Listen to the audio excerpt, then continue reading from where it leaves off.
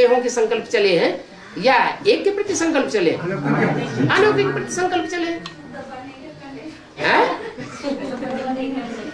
क्या शुद्ध तो बनना है ना। बाप आया हुआ है, वो तो मारपीट के ले जाएगा, धोबी है ना, सटके तो लगाएगा। बाबा आजकल राशिनुसार वो अंगूठी पहनने का बहुत बोलबाला है कि कुछ बीमार हो गए तो किस किस को फर्क भी पड़ गया है, उसका रहस्य क्या है? वो राशिनुसार जो पांचू रत्न पहनते हैं, हीरा पहनते हैं। भावना का फल भाड़ा मिल जाता है, बाकी पत्थर को पहनने से कोई असर नहीं होता है। किसी की भावना होती है तो उस मूर्ति के आधार पर उनको साक्षात्कार भी हो जाता है। तो क्या मूर्ति भगवान हो जाती है? तो ऐसे ये 8 रत्नों की बात है। यज्ञ के आदि में धोबी घाट का पाठ चालू था। धोबी घाट, यज्ञ के आदि में भी धोबी घाट चल रहा था। कुछ कपड़े ऐसे थे, कुछ कपड़े ऐसे थे कि झटका लगने से टूट जाते थे। इसका मतलब ब्रह्मा का जो कपड़ा था वो 68 में झटका लगा जोर से, तो फटा कि नहीं फटा? तो ऐसे ही बहुत से कपड़े फटते रहते हैं, अभी भी फट रहे हैं। जगदीश भाई का जो कपड़ा है उसको सटका लगा या नहीं लगा? कुमार का दादी का कपड़ा है, था कि नहीं है? बहुत मजबूत था, फिर क्या हुआ है? कितने हॉस्पिटलों में चक्कर लगाए और कितना कामा में चले गए, मौत से लड़ते रहे, फिर भी आखिर क्या हुआ? सटका लगा, फट गए। यज्ञ के आदि में जब सेवग्राम था, तब अनिश्चय बुद्धि होने की बात। यज्ञ के आदि में जब सेवग्राम का पाठ चालू था, तब अनिश्चय बुद्धि होने की बात। अनिश्चय बुद्धि, अनिश्चय बुद्धि नहीं हुए तो दो पार्टियां कैसे बन गई ब्राह्मणों की? वही जो अनिश्चय बुद्धि हुए उन्होंने फिर विरोध किया। विरोध करने वालों की संख्या ढेर की ढेर हो गई, समझने वालों की संख्या बहुत थोड़ी थी। पूरा ज्ञान नहीं था, इसलिए वो छोटा ग्रुप चला गया और बड़ा ग्रुप काबिज बना रहा। बाबा कहते हैं कि मैं पतित से पतित आत्मा के अंदर मैं प्रवेश करता हूँ। ठीक है, तो पतित से पतित आत्मा रामवाली सोल कब हुई थी, उसमें प्रवेश कैसा किया गया? अच्छा, दुनिया जो है अभी पतित बनती जा रही है या पावन बनती जा रही है? इन्हीं को जवाब देना दो ना। दुनिया अभी पतित बनती जा रही है कि पावन बनती जा रही है? दुनिया अभी किधर जा रही है? ज्यादा पतित हो रही है या भगवान के आने से कम पतित हो रही है? दुनिया अभी ज्यादा पतित हो रही है या कम पतित हो रही है? कम पतित हो रही है। भगवान के आने से फर्क पड़ गया है? सुनाई नहीं पड़ रहा क्या इनको? बताओ, इनके कान बोलो। ज्यादा पतित हो रहा है अभी, ज्यादा हो रही है, कम नहीं, ज्यादा हो रही है। ज्यादा पतित हो रही है। सोल का जो पतित में नहीं, बाबा ने जो सवाल पूछा उसका जवाब दो, पतित कैसे हो रही है? दुनिया ज्यादा पतित बन रही है या कम पतित हुई है भगवान के आने से? ज्यादा बन रही क्या या कम बन रही? पतित या पावन बन? समझ में नहीं आ रहा। वो सुन ही नहीं पाते। खैर आप लोग तो सुने, बाद में उनको समझाते हैं। दुनिया जो है जास्ती पतित होती जा रही है ना? अच्छा, और दुनिया का बीज कौन है? प्रजापिता। और अव्यक्त वाणी है, बोला पाप में पाप बढ़ाने का रहम करने आया हूँ। तो वो कौन? शिव आया है पाप में पाप बढ़ाने का? शिव पाप करता है? नहीं। कौन करता है फिर? राम वाली सोल के द्वारा पाप होता है। वो पापात्मा और वो पुण्यात्मा भी नहीं कहेंगे उसको, तो सदा शिव है, न पुण्यात्मा न पापात्मा। जो पुण्यात्मा बने वो पापात्मा भी बने। तो शिव जो है जिसमें प्रवेश है, वो शिव उसके द्वारा अच्छे काम करा रहा है। और जो राम की आत्मा है वो तमो प्रधान है, सतो प्रधान है? तमो प्रधान आत्मा है। तमो प्रधान आत्मा क्या कर रही? तमो प्रधान आत्मा को क्या रग लगी रहेगी? पाप में पाप बढ़ाने। इसलिए अव्यक्तवाणी में बोला बाप पाप में पाप बढ़ाने का रहम करने आए हैं। तुम बच्चे इतना पाप नहीं कर सकेंगे जो दुनिया खत्म हो जाए, अतिकांत हो जाए। दुनिया में पापों की अति हो जाए, वो काम तुम बच्चों का नहीं है, नहीं कर पाएंगे। बाप में इतनी ताकत है कि पापों की अति करके अंत कर देगा इस दुनिया में। इसलिए ये रहम हो रहा है। पाप की दुनिया बढ़ रही है। तो बीज ये सारी बातें जो यज्ञ जो 2500 साल पहले वेद शास्त्र बने थे उनमें भी ये लिखी हुई है। ऋग्वेद में एक ऋचा आई है, द्वा सुपर्णा सुयजा सखाया समानम वृक्षम अभिशस्व जाते। ये दुनिया एक वृक्ष है। इस वृक्ष पर 2 पक्षी बैठे हुए, एक पक्षी अभोक्ता है और एक पक्षी भोक्ता है। एक है 100% अभोक्ता और एक है 100% भोक्ता। एक है भोगी और एक है अभोगी। कहाँ की बात है? अब इस संगम युग में है कोई एक साकार शरीर जिसमें 2 आत्माएं काम कर रही है। एक आत्मा है सदा शिव, सदैव कल्याणकारी। अब ये देखने वालों के ऊपर है कि देखने वाले किसको देखते हैं, किसको फॉलो करते हैं। बाबा बच्चों से पूछते थे किसकी गोद में आए हो, ब्रह्मा की गोद में आए हो या शिव बाबा की गोद में आए हो। अब जिनको ये स्मृति थी कि हम ब्रह्मा की गोद में आए हैं, बाबा बड़े चिकने चुपड़े गोरे चिट्टे हैं, हमें बहुत अच्छा लगता है, तो नहीं फेल नहीं हो गए। उनके ऊपर वैसा ही संग का रंग चढ़ता है, देहधारी का। और जिनकी बुद्धि में ये बैठा हुआ है कि हम शिव बाबा की गोद में आए हैं, तो उनको संग का रंग भी श्रेष्ठ।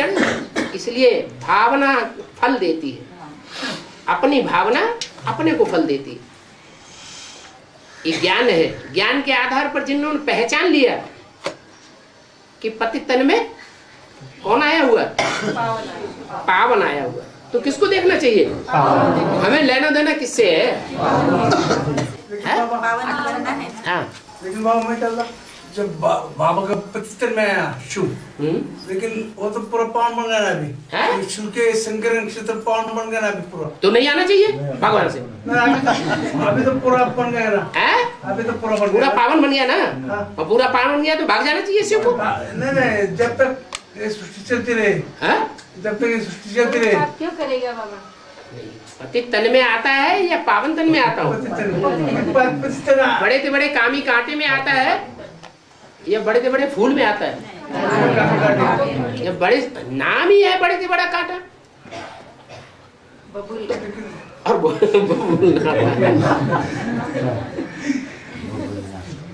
छोटा मोटा कांटा नहीं, बड़े से बड़ा कांटा।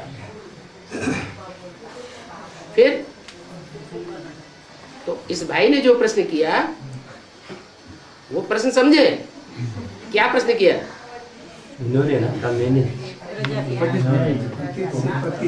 पतित से पतित कब बनता है? उनसे कहो एक बार फिर प्रश्न दोहराएं।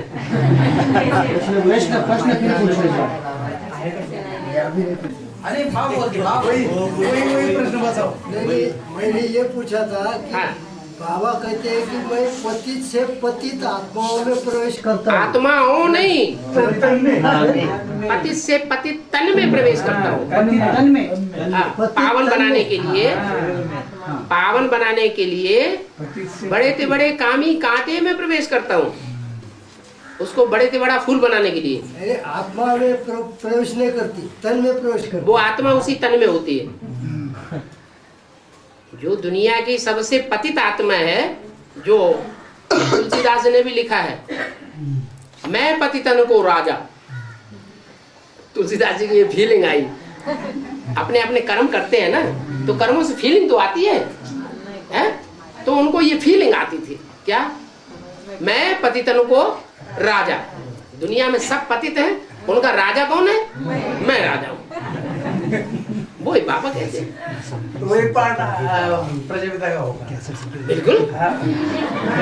अब राजा राम की समझ में आ गई।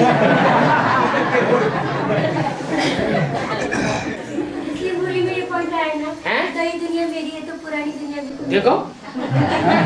पर बाबा वो पाप क्यों करेगा, अभी तो उसको शिव है ना साकार में, शिव है ना सोना के रंग लगाने का। हाँ तो वो तो मस्त है, तो पाप में पाप क्यों बढ़ाएगा? जो भी अच्छा काम होगा वो शिव बाबा करेगा। अच्छा काम कौन करेगा, शिव सेवा का अच्छे से अच्छा काम है वो कौन करता है, बाप दादा करते हैं।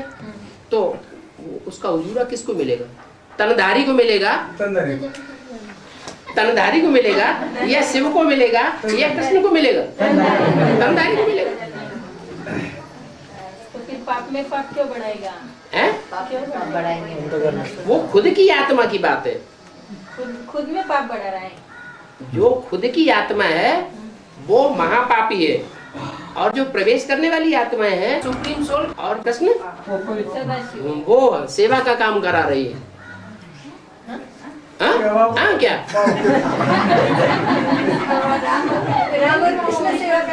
आप किसको देखते हैं, आप तो बाप दादा को देखते हैं ना। जब बाप कहते हैं तो आपकी बुद्धि में सदा शिव आता है या राम आता है, बस खत्म बात हो गई। अरे भक्ति मार्ग में जड़ मूर्तियों में भगवान को देखते रहे, पत्थर में भगवान को देखते रहे हैं।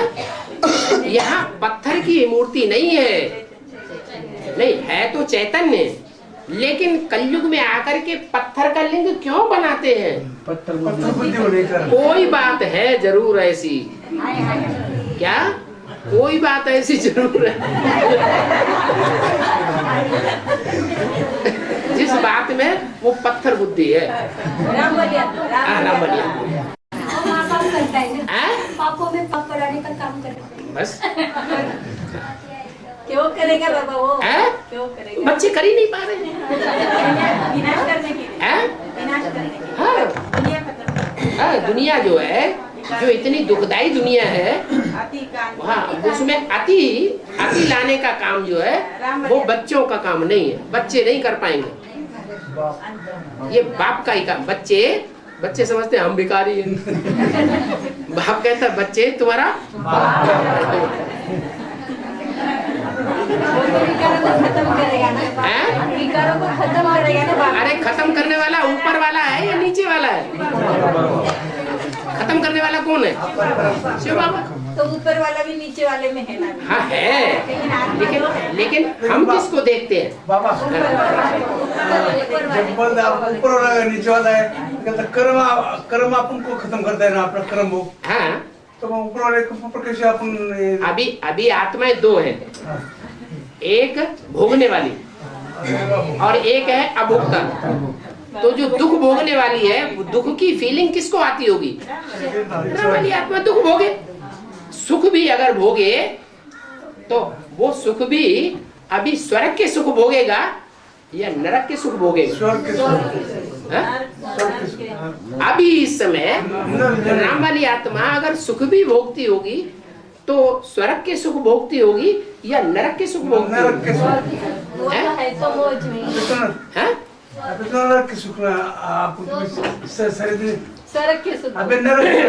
बाबा प्रश्न ये है कि पतित दुनिया में सब पतित होते हैं, जहाँ स्वर्ग होता है वहाँ नरक नहीं होता है, जहाँ नरक होता है वहाँ स्वर्ग नहीं होता है। लेकिन बाबा अभी किधर स्वर्ग है?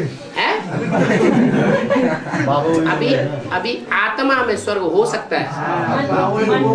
मन बुद्धि ज्ञान की पराकाष्ठा से ऐसी बनाए सकते हैं कि हमें दुख अनुभव न हो, हम दुख की बातों में भी सुख ढूंढ लें।